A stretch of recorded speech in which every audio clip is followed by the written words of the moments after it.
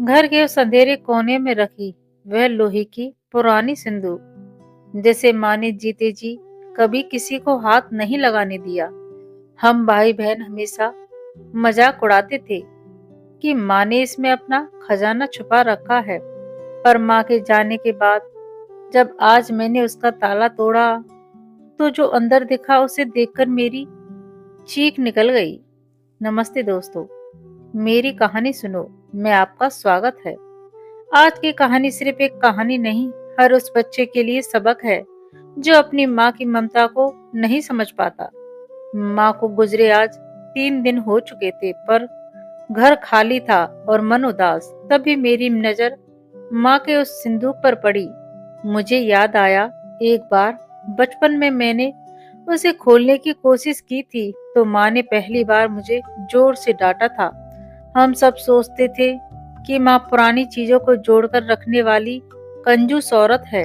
शायद इसमें पुराने गहने होंगे या कुछ पैसे। कांपते हाथों से मैंने ताला तोड़ा।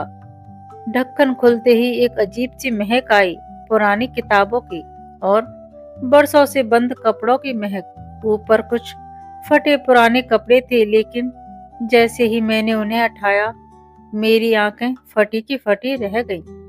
वहां कोई सोना चांदी नहीं था। वहां रखी थी मेरी वो टूटी हुई प्लास्टिक की कार जिसे मैंने 20 साल पहले फेंक दिया था।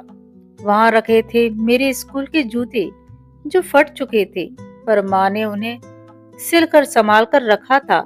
और सबसे नीचे मिली एक रहस्यमयी डायरी। डायरी के पहले पन्ने पर लिखा था, मेरे बेटे की पहली कमाई आई साड़ी का पल्ला, जो दरअसल एक फटा हुआ कपड़ा था। आगे लिखा था, आज बेटे ने मुझे कंजूस कहा, पर उसे कैसे बताऊं कि ये पैसे उसकी पढ़ाई के लिए बचा रही हूँ। मेरी आंखों से आंसू थमने का नाम नहीं ले रहे थे।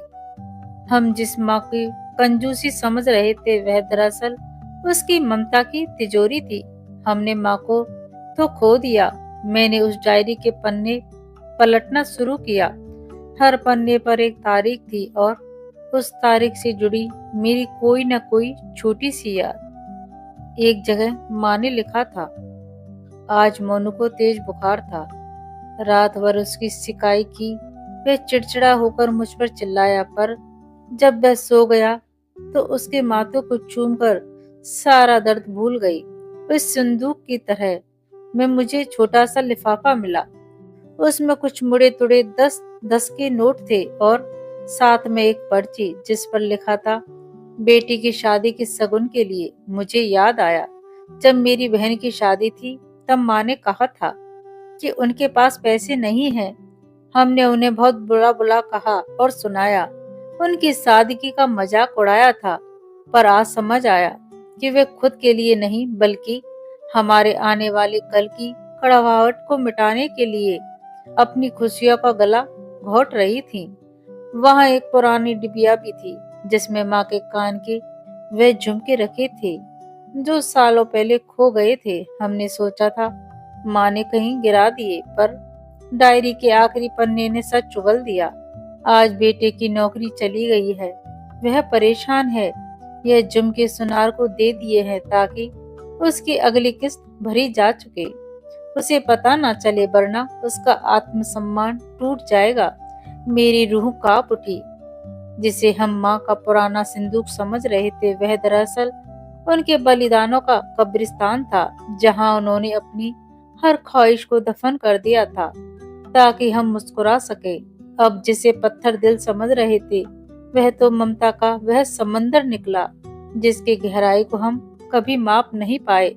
दोस्तों, हम अक्सर अपनों को समझने में बहुत देर कर देते हैं। अगर आपको यह कहानी दिल तक पहुंची हो तो कमेंट्स करके माँ जरूर लिखिएगा और हाँ, चैनल को सब्सक्राइब करना ना भूलिएगा। धन्यवाद।